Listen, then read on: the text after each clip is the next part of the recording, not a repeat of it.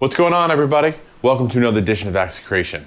And in this week's lesson, we're going to focus on some drop tuning chords. Specifically, we're going to look at ways how we can expand on our power chord ideas and not so much full 6-string chords. Okay? So before we jump in, I am in a drop B tuning.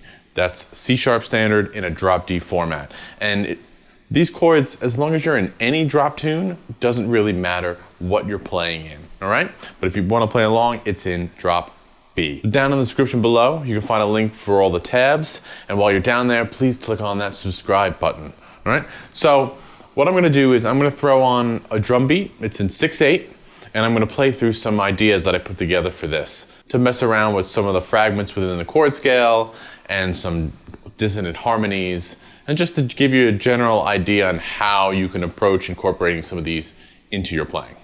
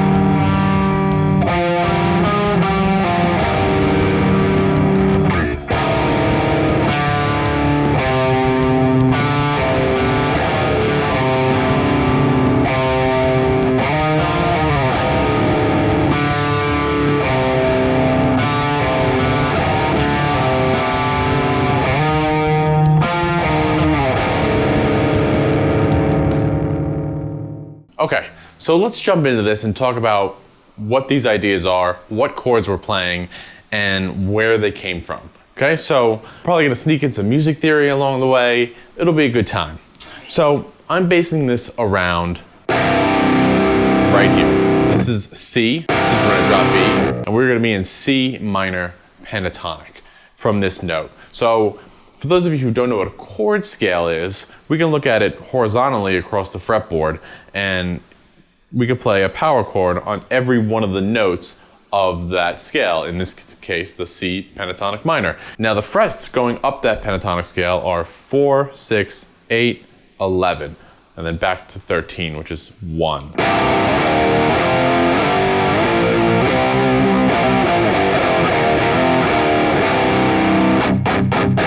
Okay, so that's our pentatonic scale. If we want to make that minor, we just have to add a couple of notes. So we can play this 3rd fret here and the 9th fret here. We're adding in the 2nd note and the 6th note of the scale.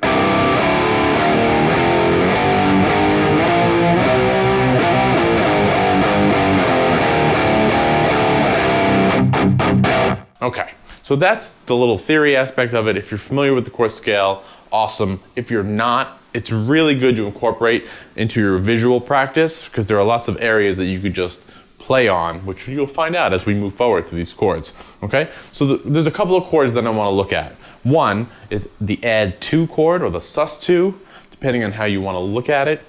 You know, we're playing the 3rd with some of these chords, so you can look at it as a sus2, but it's probably just easy to remember as an Add2 chord, right? So that's taking any power chord in or drop tuning. Note to add to that is the 2nd, and that's the ring finger notes would be 4, 4, 6.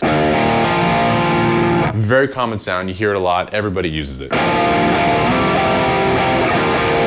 right, so we can add those across the power chords from the pentatonic scale.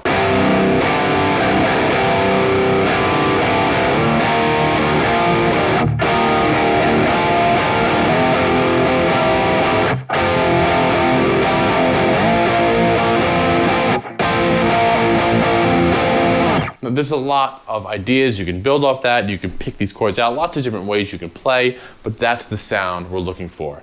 Now, the other extension we're going to talk about this is we're going to make major and minor chords in drop D.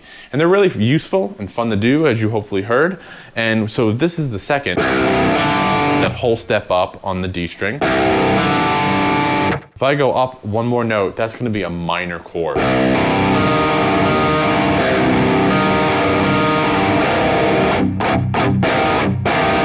Right? And we use that here.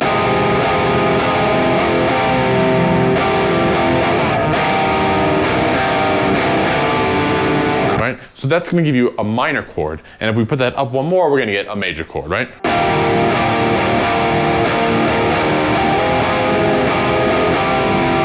And you can have a lot of fun with melody or adding movement to your chords by adding those notes into it. So in the example, I start off with the C minor, minor chord in first position, and then melodically I just half step down.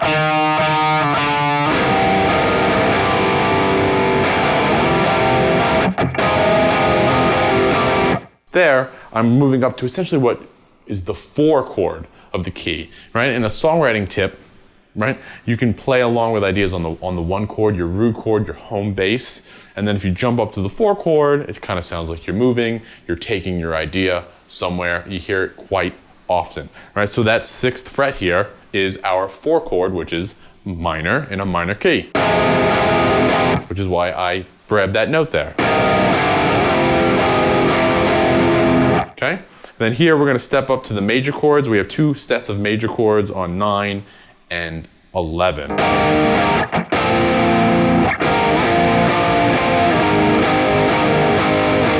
So I'm using the sus2, add2, and the 3rd.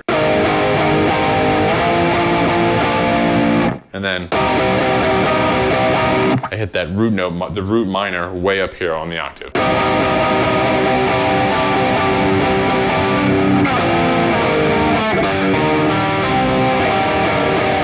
And then we end up there, right? We descend down through the major chords and we end up on these.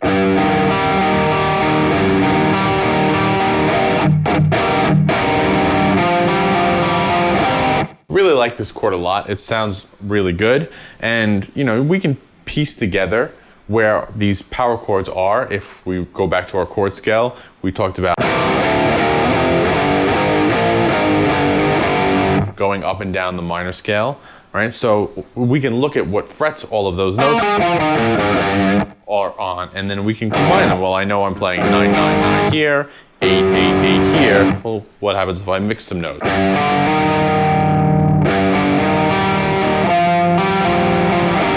And that's where ideas like that can stem from, right? So we come down those major chords,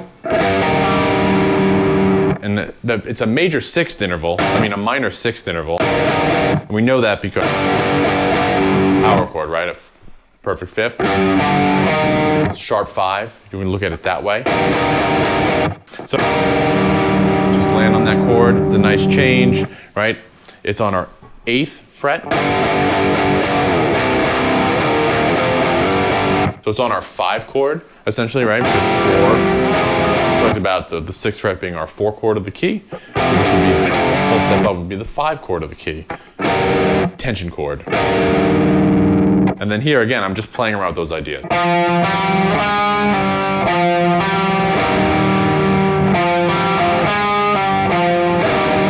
Like that, right? And then I'm going to drop that down.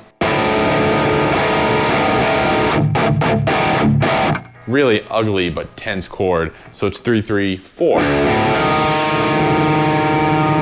And we're, again, the same kind of concept where I'm just searching for the relationships between all these frets and patterns and positions. So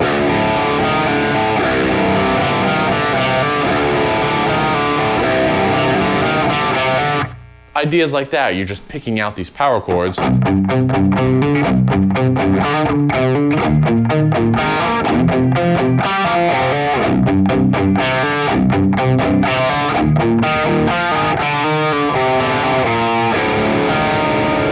And then you end up finding really ugly chords. And again, the melody is the same as the higher chord, right? I'm playing off of this shape, this minor 6 shape, even though it's not. And then the octave, and then the half step above that.